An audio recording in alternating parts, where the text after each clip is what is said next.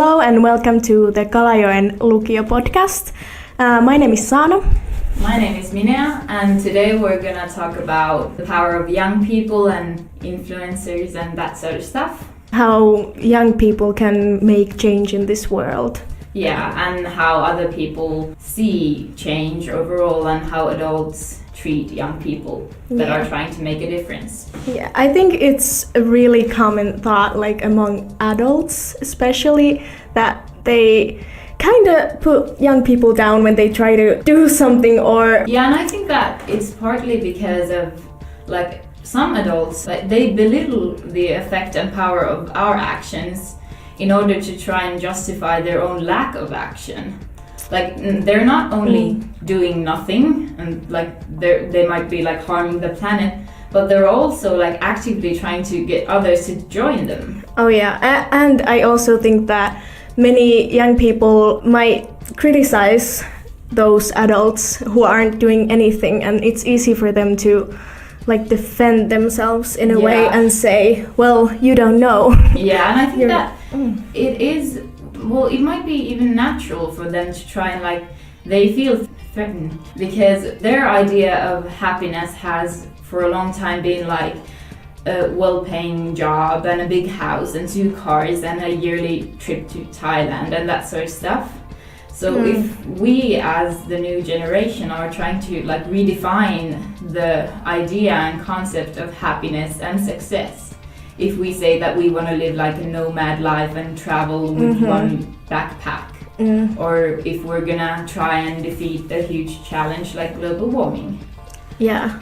So they're like threatened that we're not gonna think like them. Exactly, yeah. And well, the global warming, I think one of like really good example on like influencing and making a difference is Greta Thunberg. Yeah, and I think that she kind of single-handedly took down all the like criticizers because she as one person has been able to move millions of people, youngsters all over the world. So I think that that's something we can use when like some adults or youngsters or anyone tell us that we can make a difference. Like in Finland, this is a small country, like how our choices and they won't make a difference, but it really might. Oh yes, and I read one article on her and there was something that she apparently was actually really, she liked to stay in the back and not be like really vocal like in school or something like that. So I think it's really interesting that and the thing when she goes on a strike every Friday and tries to make the politicians and everybody who's working on that area to realize that they aren't really doing anything for the environment, and it's a lot of talk but not a lot of action. Exactly. And I think what she does is kind of the opposite. Not a lot of talking like when after the strikes and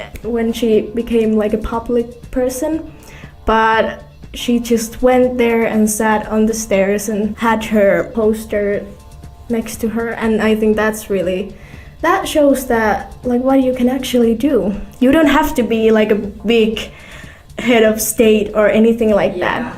And I think that at least in my case, it's not about like, I know that I'm not single-handedly going to change the world, but I want to be a part of the movement, because I think that what's happening right now all over the world is a huge thing. And like tens of years from now, they are gonna look back in history and they are gonna make documentaries about this time. And I want to, if I ever have a family, kids, I want to be able to tell them that I was a part of that. And I think that when people, especially old people, tell us that you won't make a difference, as in you as an individual won't, but the point is that I won't make a difference, but we will. It's about being a part of a bigger thing. A lot of people might feel desperate and sad and just like they don't want to do anything because the challenge is so big, but I think that you can take comfort in the fact that you're not alone and that there's a bigger movement that's supporting you that you can be a part of. And that's interesting to me, to look at Well, again, the global warming thing, I think it's really interesting how people have kind of woken up, I think, in the last few years. Yeah, like really fast. Yeah. At a big scale. Yeah, and compared to like 10 years ago, I think people knew about global warming and everything like that, but it wasn't, maybe they didn't realize that it's an actual problem. Yeah, like it's a crisis that is happening right now. Yeah. And I think that it's an amazing and a beautiful thing to see that so many people are like standing up and doing the right thing and like fighting for their own future. I think Exactly. it's amazing. We're witnessing a movement, an important thing in history. And I think that this thing can also affect many other areas of our lives, because if you get involved right now, if you like join others, if you do something, then you kind of learn from that experience and realize that politics or making a difference isn't that hard, it isn't complicated, it's a simple thing. And I think that especially now we're having the elections, it's important to like remind young people and all people in general that they should be a part of politics. That it isn't just the government and complicated things that we wouldn't understand. It's so much more than that, and that you don't have to know everything in order to start learning and get involved. Yeah, and you should look into something if you actually want to make a difference. That's one thing, because I think that many people, they have a lot of opinions, but they don't really know everything. But it doesn't mean that you have to like know everything. Yeah. And it's not that big of a thing to like look into something you're really interested yourself. Yeah, and like these elections, a lot of people don't vote, especially young people, because they don't know who they vote for. And I think that's a really bad thing. That's such a shame for that young people. They have this amazing right to vote and they don't use it. And I think that's why the least you can do is like online they have these algorithms that you answer some questions and then they show you some candidates that could match your values. And I think that's a good way to start, because they've opened up and explained some difficult words and concepts. Yeah. So you can learn by doing that. And I think that just look into it. It'll take 15 minutes. It's a good thing to just think about what are your values, where do you stand in terms of immigration, environmental stuff, healthcare, that sort of stuff. You don't have to know everything. You don't have to know about the newest political changes and decisions. You just have to be aware a little bit, like get started, and that'll be enough. Yeah, and maybe that's one way to realize that like it's not that difficult, and it actually like affects lives. And effect will be bigger if we have more people who are taking part. So that's a really important factor, I think.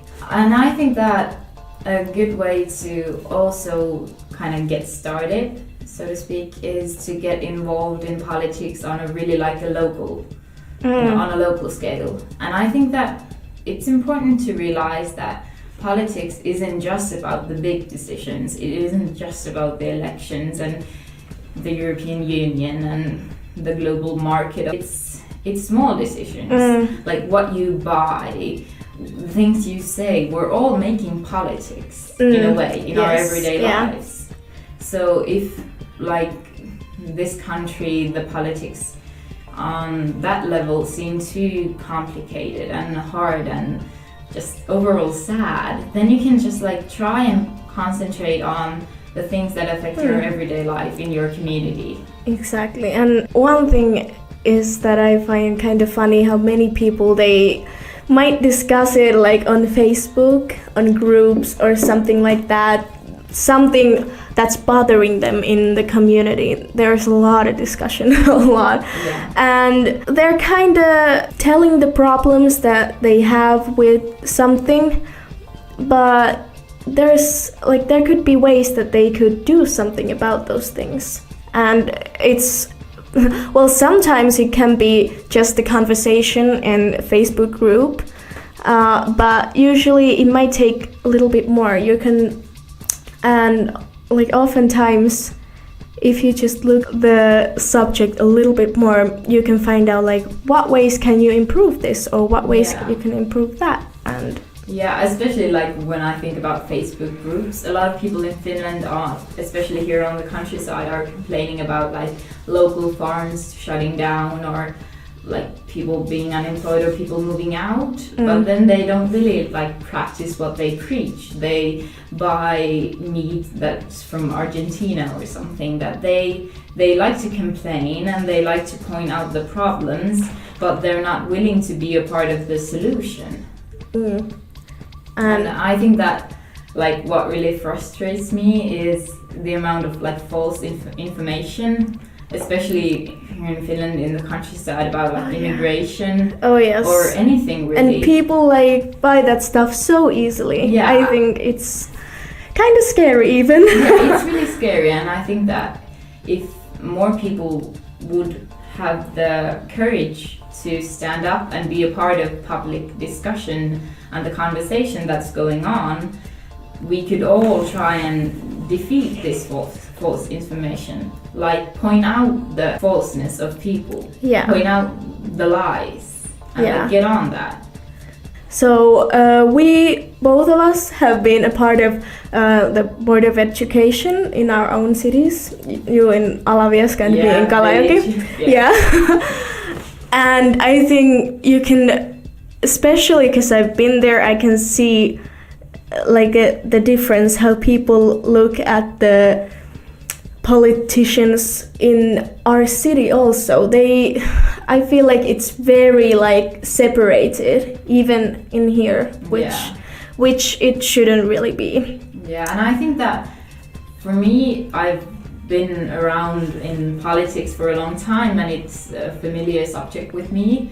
And since I have gotten to know some of the country's politicians, and I think that if more people would go out there and meet them, talk to them, spend time with them, overall be involved, they would realize that those are normal people. I know, it's they feel they're politicians, that's all they are. Yeah. And they make bad decisions for us, but they're also the citizens of our country. Yeah, and I think that it's so frustrating and sad when they treat politicians as if they weren't human, that they are allowed to be treated awfully because they have to make decisions. Sometimes they make the wrong choices, and sometimes they do bad things, and I think that normal people should obviously point that out and demand justice and demand good decisions, but they're still human, and they still deserve to be treated with some kind of respect if they're themselves acting respecting the citizens. I think it should go both ways. Yeah. As an ending note, if you're feeling uninspired, or if you're doubting the things we say, if you want to actually see that you can make a difference, I recommend go watch one of Greta Thunberg's speeches. It's amazing, and it is powerful, and it'll make you angry and inspired. Yeah, and I think it's a great example of the things we've talked about on this podcast. Yeah, and whatever it is that you care about, just pick something that you're passionate about. Find one thing, no matter what it is, and stand up for it, work for it, fight for it. Life becomes more meaningful when you're fighting for something. Okay, so thank you all for listening, and I hope you all will have a nice day.